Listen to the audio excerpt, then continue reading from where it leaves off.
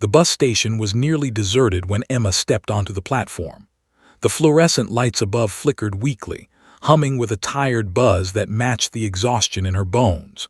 She had just finished a 12-hour shift at the diner, wiping down counters, refilling coffee cups, smiling at strangers who rarely noticed the effort behind it.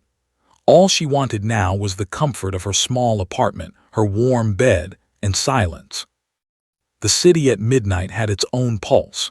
The air was cool, carrying faint traces of gasoline, fried food, and autumn leaves. In the distance, a siren wailed before fading into quiet. The streets were lined with shadows, broken only by the occasional passing car. For most people, midnight was a time for rest. For Emma, it was the hour she finally clocked out, boarded the bus, and carried herself home.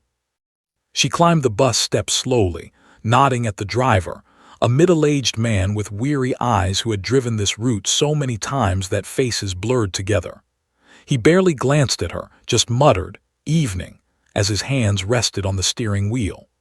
Emma gave a small, polite smile and slipped past him into the dimly lit aisle. The bus was mostly empty, as expected. A man in a suit dozed against the window near the front, his tie loosened and briefcase balanced precariously on his lap. Two teenagers whispered at the back, earbuds in, lost in their own world of music and secrets.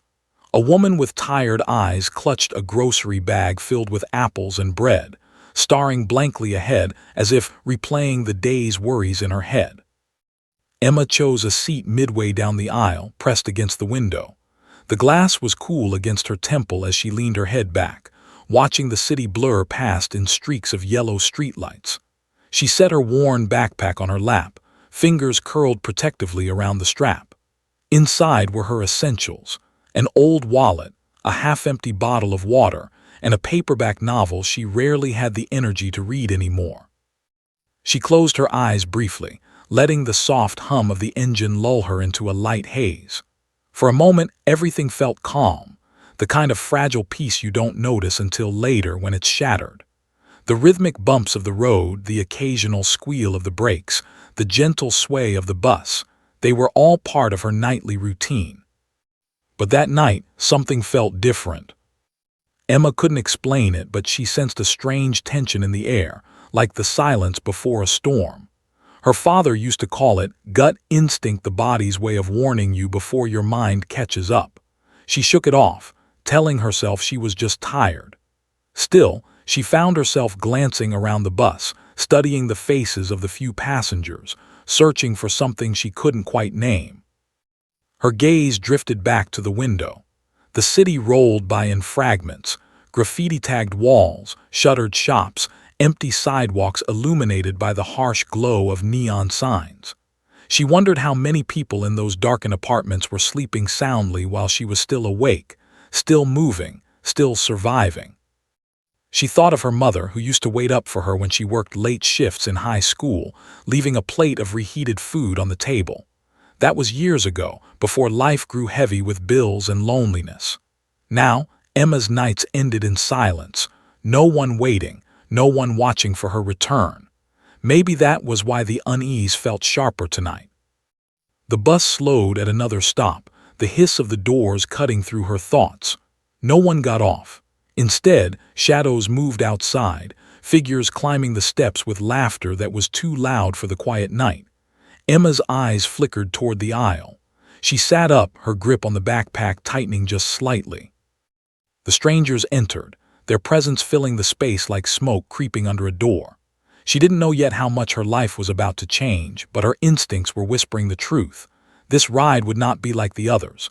The bus jolted as it came to a stop near a dimly lit corner where the city seemed to lose its polish. The doors folded open with a tired hiss, and laughter spilled in from the night. It was the kind of laughter that didn't sound joyful. It was sharp, mocking, meant to be heard. Emma stiffened instinctively, her eyes lifting from the blur of passing streetlights to the aisle. 3 men stepped aboard. They weren't much older than 30, dressed in worn jackets and heavy boots that thudded against the bus floor. Their movements carried the restless energy of people who thrived on attention, the kind who fed off making others uneasy. The driver barely glanced at them, only muttering something under his breath as they paid in crumpled bills and coins before swaggering down the aisle. Emma's pulse quickened. She told herself not to overreact. People rode buses drunk or loud all the time. Still, the moment they entered, the air shifted. Even the teenagers in the back went silent, their whispering cut off as if someone had pressed pause. The woman with the groceries lowered her gaze to her lap, shoulders curling inward. The suited man near the front stirred but didn't open his eyes, as if pretending to sleep would make him invisible. The three scanned the seats, eyes roaming lazily over the passengers until they landed on Emma. She was alone, quiet, a small figure with a backpack hugged to her chest. An easy mark. One of them nudged the other, a smirk curling at his lips. "Look at this one," he muttered, just loud enough to carry. Emma's stomach tightened. She fixed her gaze out the window, pretending not to hear. The city lights streaked by, but her reflection in the glass betrayed her. Wide eyes, tense jaw, fingers gripping the strap of her bag until her knuckles whitened. They moved closer, boots striking the floor in sync, like a slow drumbeat that only she could hear. They chose the row across from her, slumping into the seats with exaggerated ease. One leaned forward, resting his elbows on his knees, staring at her as though she were part of a private joke. "What's in the bag?" he asked casually, voice dripping with mock curiosity. Emma didn't answer. She shifted slightly, pulling the backpack closer to her chest. Silence was safer, she thought. Silence often worked.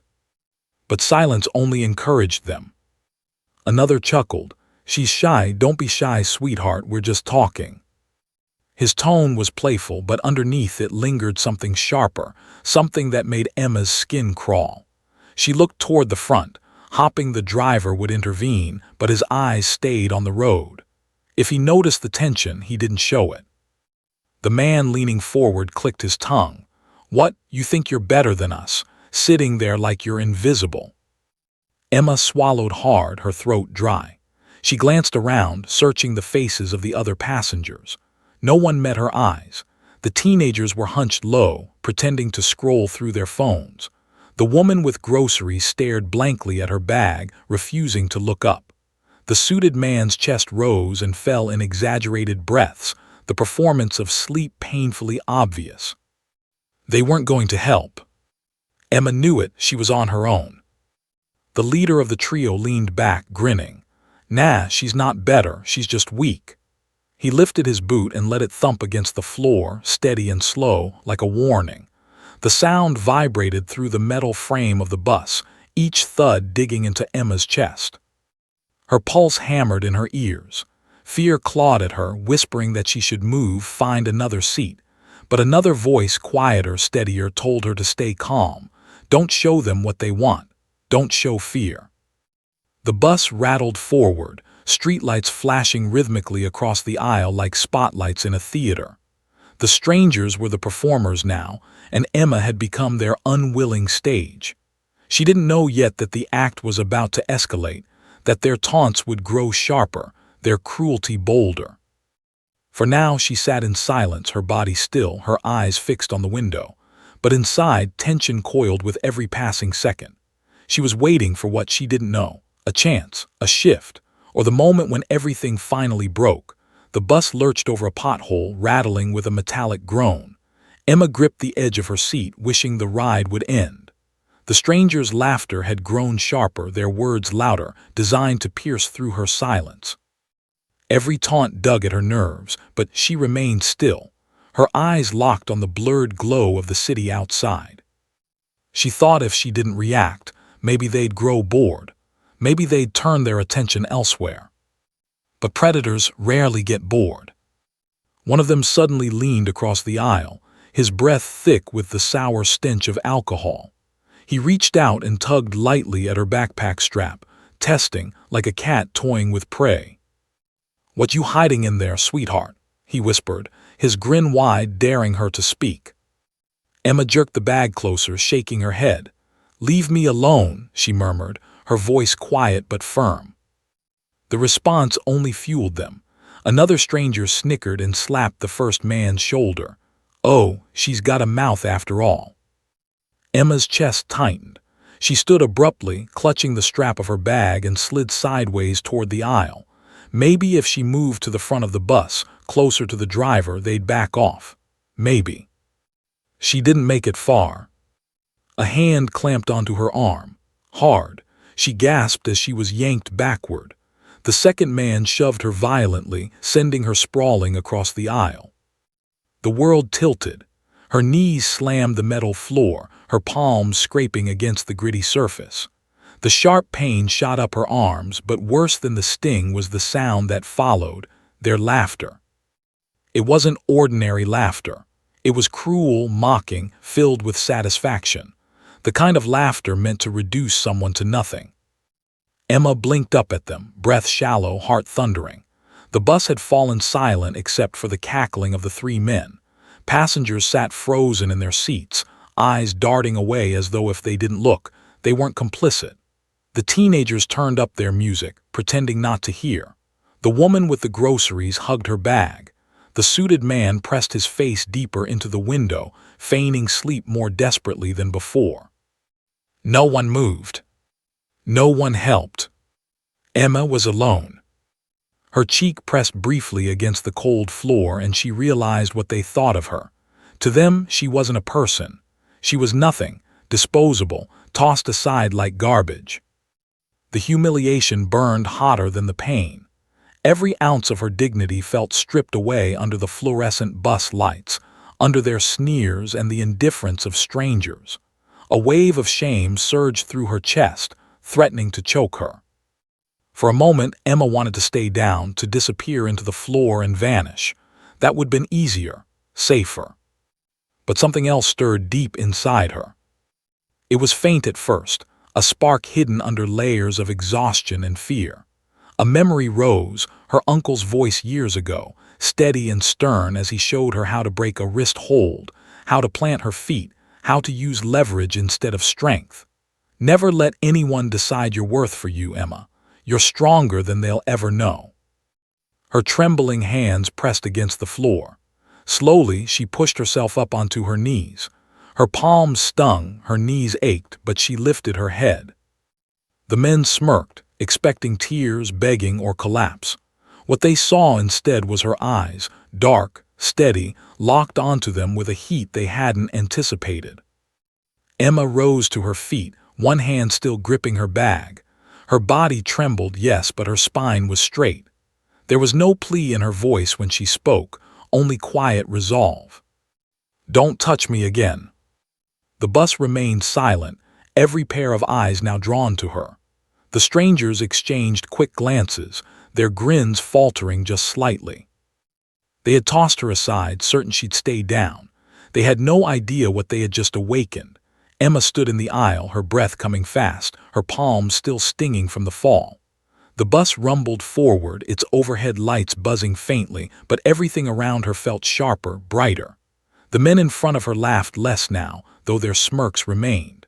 They thought her warning was a bluff, just noise to amuse them before they crushed her spirit again. But Emma's body remembered things they didn't know. Her uncle's small garage came flooding back, oil stains on the floor, the smell of metal tools, and his calm voice echoing in her memory. You don't need size, Emma. You don't need strength. You need control. People underestimate what's inside you. Let them. That's your advantage. Back then she'd rolled her eyes, frustrated by drills that left her sore and bruised. Tonight she was grateful. Tonight, those lessons were the only thing standing between her and despair. The man who had shoved her leaned closer, his grin returning when he saw her shaking hands. Look at her, trying to act tough. He nudged his friend, laughing. She's all bark. Watch one more push and she'll fold. Emma didn't move. Inside, fear still coiled tight, a snake twisting around her ribs. Every instinct screamed to sit down, to disappear, to give them what they wanted so they'd leave her alone. But over that fear, something else rose louder. Anger. She was angry at them for treating her like nothing, angry at the passengers for looking away, angry at herself for thinking silence would keep her safe. Her jaw clenched, she lifted her chin. The leader narrowed his eyes, annoyed by her defiance.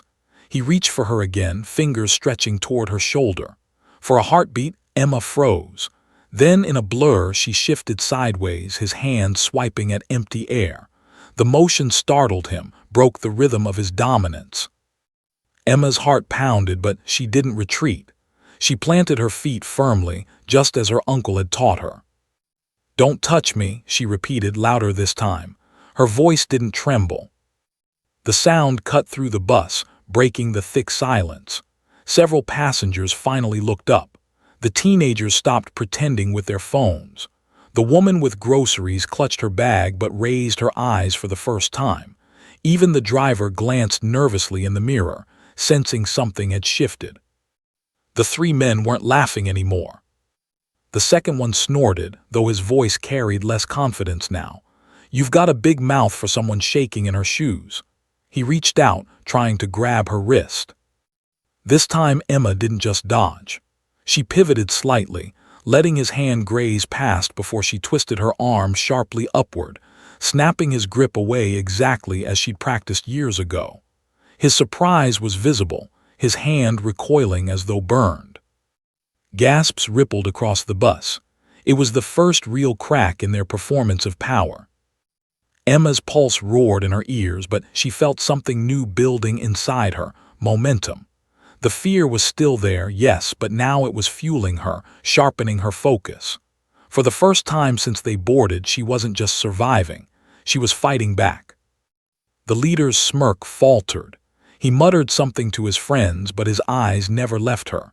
He was recalculating, trying to decide if she was worth the trouble. Emma's voice was steady when she spoke again. "I'm not your target, not tonight." The words weren't loud, but the weight behind them was undeniable. For a moment, the bus seemed to hold its breath. Every passenger was watching now, waiting to see what would happen next. Emma's hands trembled at her sides, but her spine was straight, her eyes locked on the men. She wasn't begging. She wasn't backing down. And though they didn't know it yet, the balance of power had begun to shift. The bus swayed as it rolled through another intersection, headlights flashing across Emma's face. Her chest rose and fell quickly, adrenaline coursing like fire in her veins. Across from her, the three men shifted, their earlier arrogance beginning to crack. They hadn't expected resistance. They hadn't expected her. But arrogance dies hard. The tallest of the trio sneered, shaking his stung wrist. "Think you're tough, huh?" His voice echoed through the hushed bus. "Let's see how tough you are when I put you on the ground again." He lunged. Time slowed. Emma saw the movement coming, the way his shoulders bunched, the clumsy reach of his arm. Training took over. She pivoted, sliding out of reach, and as his momentum carried forward, she drove her elbow sharply into his ribs. The air rushed out of him in a grunt, and he stumbled, clutching his side. Gasps broke out around them. Someone muttered, "Did you see that?" Emma didn't hesitate. The second man rushed in, trying to grab her from behind. She ducked low, twisting her body the way her uncle had drilled into her 100 times. She hooked her foot behind his and shoved. His balance collapsed, and he hit the floor with a curse, the clang of his body against the metal echoing through the bus. The laughter was gone, replaced now by disbelief. Passengers leaned forward in their seats, eyes wide. The teenagers had their phones half raised, uncertain whether to record or simply watch in awe. The woman with the groceries pressed a hand to her mouth, her eyes following every sharp, precise move Emma made. The third man, the one who had shoved her earlier, charged forward with a snarl. His anger made him reckless. He swung, a wild arc meant to intimidate, but Emma ducked again, the punch slicing through empty air. She came up fast, planting her palm against his chin and pushing upward. He staggered backward, his head snapping up as his back collided with the bus seat. The driver shouted from the front, "Hey, knock it off back there." His voice cracked with nerves, but he didn't stop the bus. Maybe he couldn't believe what he was seeing. Emma's breaths came hard, but her movements were fluid, efficient. Every dodge, every strike wasn't born of brute strength, but of timing and leverage. Years of training, Years of carrying quiet resilience. Everything was spilling out now in the narrow aisle of that bus. For the first time, the three attackers looked uncertain. Their eyes darted to each other, confusion etched across their faces. This wasn't the script they had written. She wasn't supposed to fight back. Emma tightened her grip on her backpack, holding it like a shield against her chest. She scanned them, her voice cutting through the heavy silence. "I told you, don't touch me." The words rang louder than a scream. The passengers shifted, emboldened by her defiance. The teenagers whispered, "She's taking them apart." Someone else muttered, "She's not scared of them." The atmosphere on the bus had transformed. Fear was no longer one-sided. One of the men, still clutching his ribs, spat on the floor.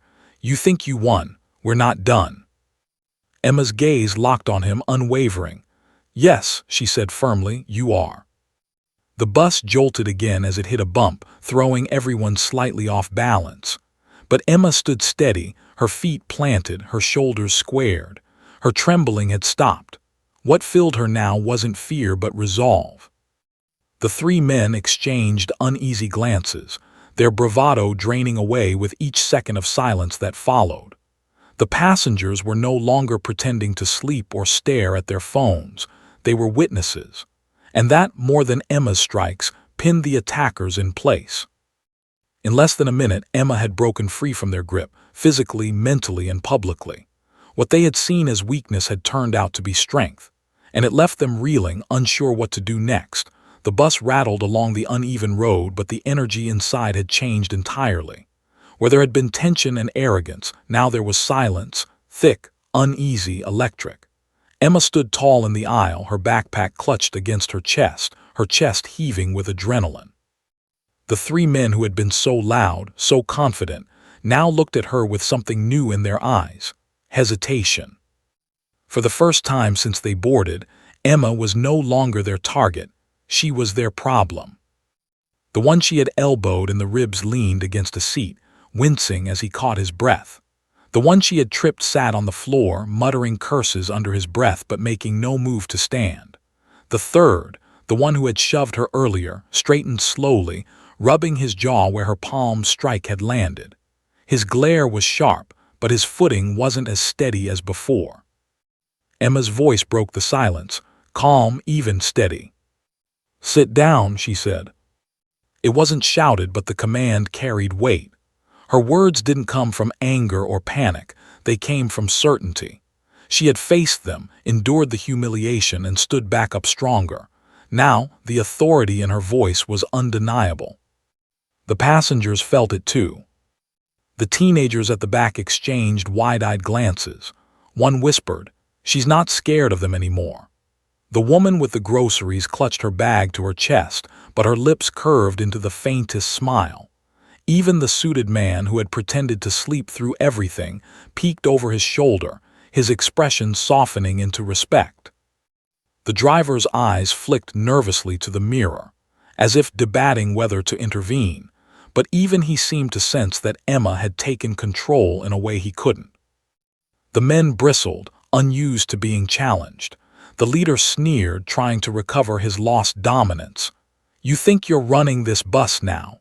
His words wavered at the edges, lacking the conviction they carried earlier. Emma didn't flinch. "No, but you're not either." The reply landed harder than any strike. It wasn't just defiance, it was truth. The balance had shifted and everyone knew it. The man on the floor finally pushed himself up, but slower this time. His eyes darted around the bus, catching the stares of the passengers. No one was laughing with them anymore. No one was on their side. The crowd's silence wasn't approval of Emma, it was fear transforming into quiet support. The weight of that judgment pressed on the men like iron. Emma saw it. She held their gaze, her stance firm, her shoulders squared. She didn't advance, didn't raise her fists. She didn't need to. The silence, her confidence, the way the others now watched, it was enough. Her uncle's voice echoed again in her memory. "Power isn't about force. It's about presence. Make them believe you can't be broken and you've already won." Emma didn't feel broken anymore. She felt unshakable. The leader muttered under his breath, trying to ignite his friends, but they hesitated. Fear had crept into their movements, dulling their arrogance. For every second they delayed, the tension grew, and their power slipped further away. Emma spoke again, softer this time but still clear. "Walk away." The words carried across the bus, and for a moment no one breathed. It was an order, not a plea. And the more they lingered, the more ridiculous they looked, 3 grown men, rattled by a woman half their size. Passengers leaned forward, waiting. The teenagers had their phones fully raised now, lenses capturing the scene. The threat of exposure only deepened the attackers' unease. Finally, one of them shifted, muttering a curse as he backed toward the rear. The others followed, reluctant but unwilling to face her again. They slumped into the farthest seats, eyes lowered, anger smoldering but restrained. Emma didn't relax. She stayed where she was, her breathing heavy, her gaze scanning the aisle until she was sure they wouldn't try again. And then, only then, did she return to her seat. The silence in the bus wasn't fear anymore, it was awe. The bus seemed to move slower now, crawling through the city as though even the machine understood the tension it carried. The overhead lights flickered, casting pale shadows across the aisle where Emma sat, steady but alert, her backpack clutched against her knees. The 3 men huddled near the back, their earlier swagger dissolved into muttered curses and sharp glares. Every so often one would shift, as if considering another move, but each time their eyes would meet Emma's calm, unshaken stare, and each time they faltered. The silence grew heavy, interrupted only by the hum of the engine and the squeak of brakes at red lights. Passengers began to stir. The teenagers who had been frozen in their seats leaned forward, one of them whispering, "She wrecked them, man. Did you see that?" Another held his phone lower, still recording, his voice trembling with excitement. The older woman with the grocery bag caught Emma's eye and gave a small, encouraging nod. She mouthed a single word: "brave." Emma felt heat rise in her chest. She hadn't done this for recognition, but the acknowledgement warmed her like armor. For so long she had been overlooked, dismissed, underestimated. Now here she was, and the bus full of strangers had seen what she was capable of. The leader of the men slammed his palm against the seat in frustration. The sound cracked through the quiet, jolting everyone. He stood, his voice louder than before. "You think this is over? You humiliated us in front of," he gestured angrily to the crowd, his face red. "Them. You'll regret it." Emma rose halfway from her seat, not rushing, not panicking. She stood deliberately, her movements measured. Her eyes never left his. "Sit down," she said again. The calm in her tone rattled him more than if she had screamed. He took a step forward, and instantly the air shifted, not from him but from the passengers. "Leave her alone," the suited man snapped suddenly from the middle row. His voice, sharp and commanding, carried a weight Emma hadn't expected. All eyes swung to him. He had been quiet the whole ride, but now his jaw was set, his fists clenched on his knees. "She told you to stop. You heard her." The men froze, thrown off by the unexpected resistance. "Yeah," one of the teenagers added nervously, phone raised again. "Everyone's watching, dude, don't touch her." The ripple spread. Another voice rose, this time the woman with the groceries. "Enough, she told you no. We all saw what happened. Sit down before the police get involved." The leader's confidence cracked. His eyes darted across the bus, and what he saw wasn't a silent crowd anymore. It was an audience against him. Their gazes weren't fearful, they were angry. They had been witnesses, and now they were siding with Emma. Emma stood taller, her breathing steady despite the pounding of her heart. She didn't need to raise her voice now. She simply said, "You lost." The words were final. The bus hit another bump, throwing everyone slightly off balance, but Emma didn't move. She held her ground, unshaken, while the leader stumbled and caught himself on the. His friends tugged at his arm, muttering low, urgent words. The fight in them was gone. They wanted out. Finally, with one last glare, the leader spat on the floor and slumped into the back seat. His chest heaved, his anger still boiling, but he didn't rise again.